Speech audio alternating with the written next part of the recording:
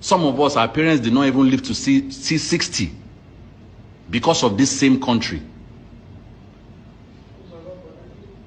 What are we talking about? Let me even clear you guys, and let me tell you one thing that is stuff that even me and my family personally that we've been living with for some months now, for some months that nobody knows. Why? Because you just hustle this hustle and try and get solution and find a way because you feel that's the best way to go. So maybe we cast now and put everything out, let people know, you know, what the real deal is.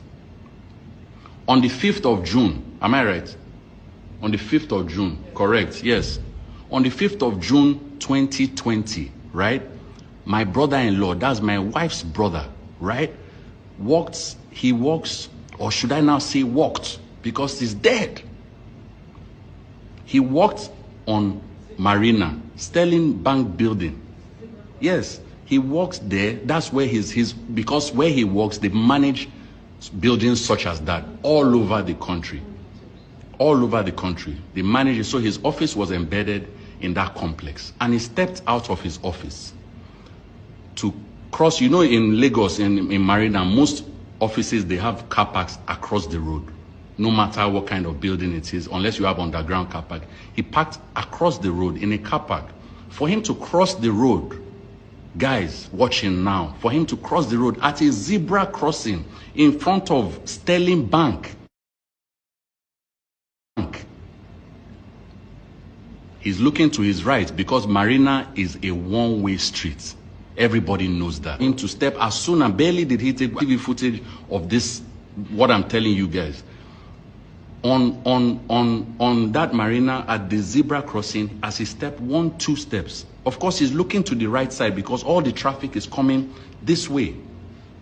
That's how a corporal, a serving corporal of the Nigerian military, Buratai, and all of you people, all you military people, God will judge you people. At the end of the day, you will see how this thing is going to play out. This guy is serving corporal. This is the low-ranking military officer. I don't care wherever he came from.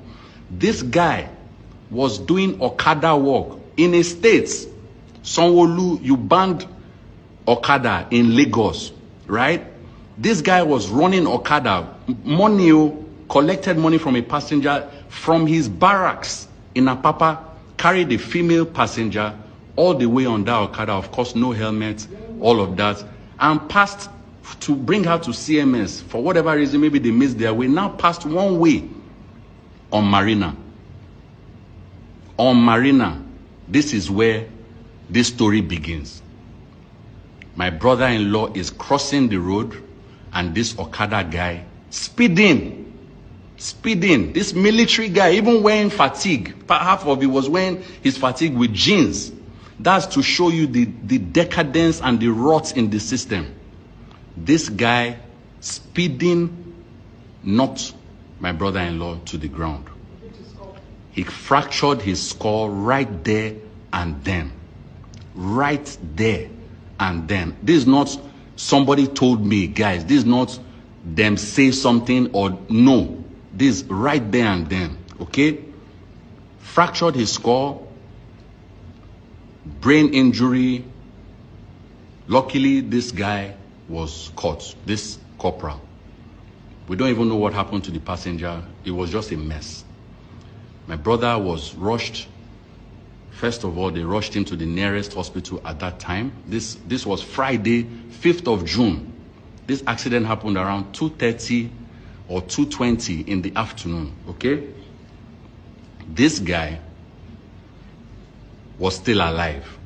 They caught this guy as well, the guy who caused this accident, this corporal. I have his name, I have all the details, guys. This thing is far-reaching, and we are still on the matter. Till now, no justice. Till now, no justice, okay? Maybe they hired him. Maybe only God knows. We don't know what's happening. This country is a big joke, big mess, big one. A lot of things that a lot of us are caging and chesting, you know, with our full chest. Is God. You understand? Now this guy, okay, we have him, fine. They've arrested him. They took him to the police station. My brother was rushed to St. Nicholas. Things were not good. St. Nicholas did not have everything that was needed to at least manage the situation and do a much needed surgery which needed to be done immediately. He was rushed to Reddington in VI.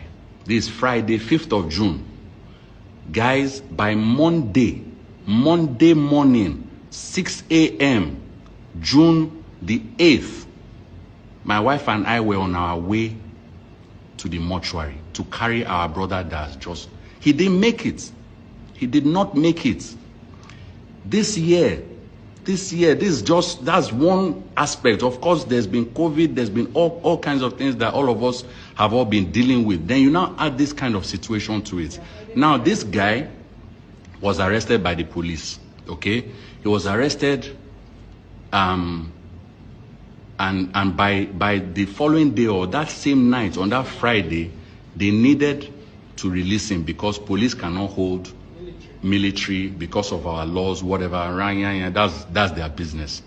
This is somebody who wrote a statement.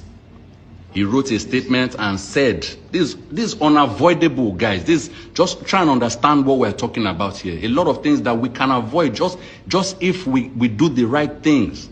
If we do the right things. If this guy was not riding Okada that is banned in Lagos already, if it's not that he felt invincible, untouchable, would we be talking about what we're talking about this night? Now, he was arrested. They needed to let him go because they say you cannot hold a military guy. No problem. He wrote statements that he did it to.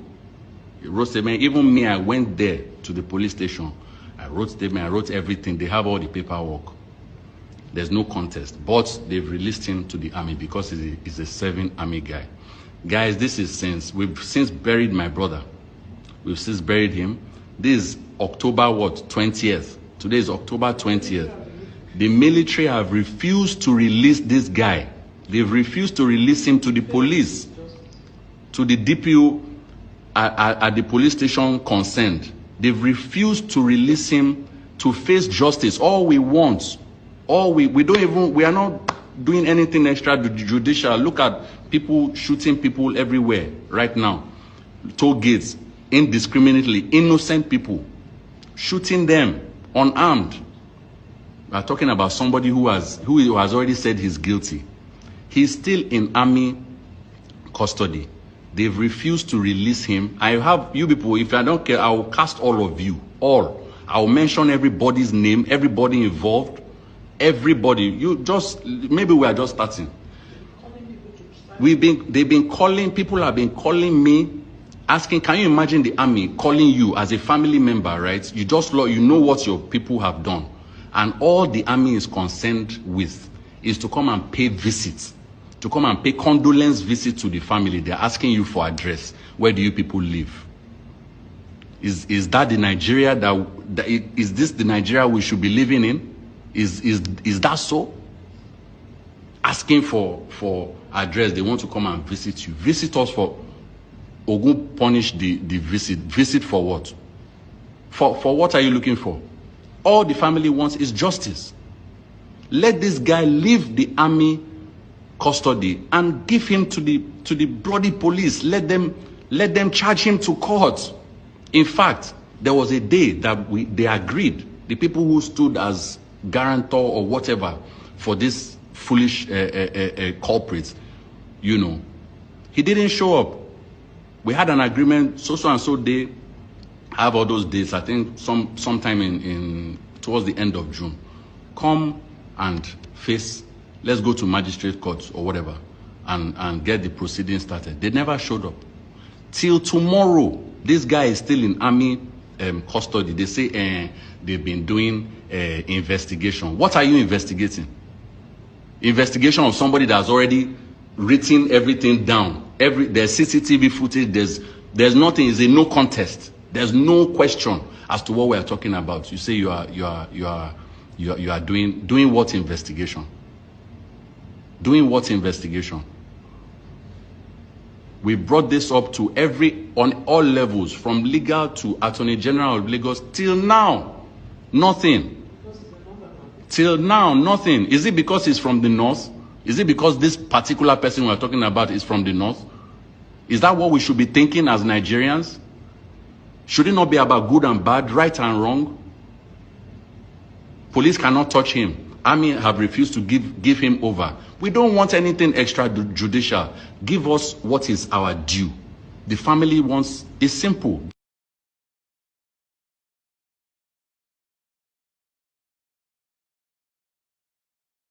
A judge tomorrow, they look at all the evidence, your penalty for your punishment for whatever. It's fine. That's all.